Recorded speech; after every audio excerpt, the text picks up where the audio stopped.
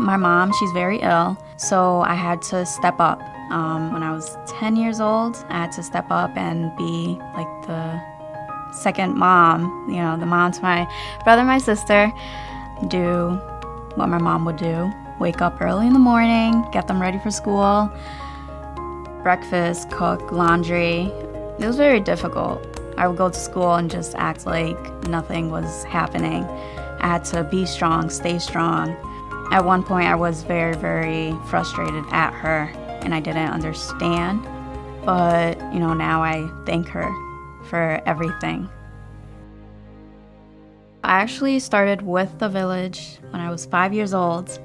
There was an incident with a relative. I was sexually molested. Many years of therapy here, and then at the age of 15, I started having a really rough time, being hospitalized and in and out. And then they found the ICP for girls here. I was there for a few months.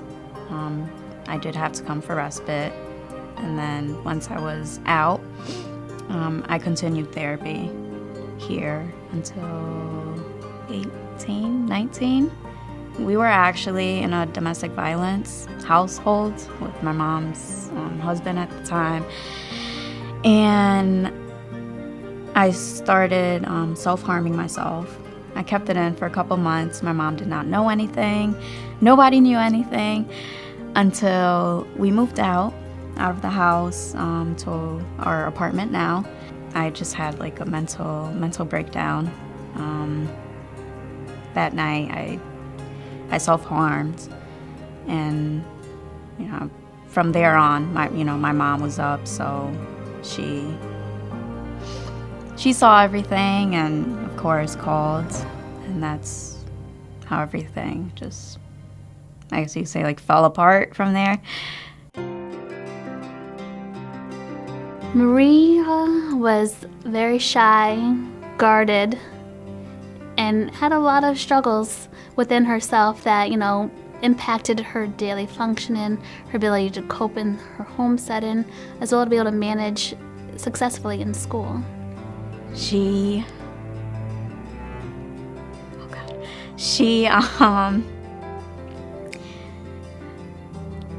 helped me out a lot. She would talk to me, and she was the only person that I opened up to. And, from that day on, I still have a really strong connection with her. She was the person that I would go to, and I felt okay that I can, talk to her about, like what was going on and why I had to come back to respite. It was a slow process, but just, again, building that trust and just continuously talking to her and engaging with her and showing that, hey, I care about you. And sometimes you had to be hard with her, but it's okay. And she was fine with that because she needed that push. The transition was magnificent. It was just watching this little, young, timid girl become this resilient, magnificent lady that is determined and just ready to share to the world and bring out what she can do for others. Thank you for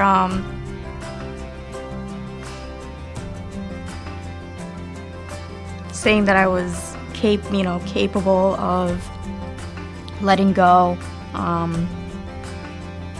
reaching out a little bit more, and understanding me. So now I'm just going for psychology. I already got my associates in May. And then after get my bachelor's, I'm going straight into grad school to get my master's in school psychology.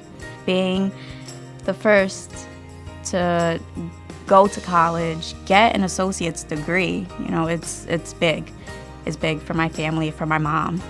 For her, education is, the first thing. She's very, very strict when it comes to school. She's the one who, kept pushing me to, keep going further to think above and beyond, and in the future. So my mom is the one who pushed me, and then of course like afterwards, like other people who also helped me to keep pushing forward. The first time I met Maria, I was so surprised by the sweetness about her and the lightness about her. She's had to carry very heavy burdens. There's no bitterness. There's no poor meanness about Maria. She's just full of life, and you know that she'll do okay. She'll do okay because she's been through so much. She knows how to get up off the floor and go back at it. No matter what I went through and been through, and even had my mom go through, I was able to keep pushing forward and thinking about my future, and then knowing like how far I got. It's not how you start, but it's how you end. I love that quote.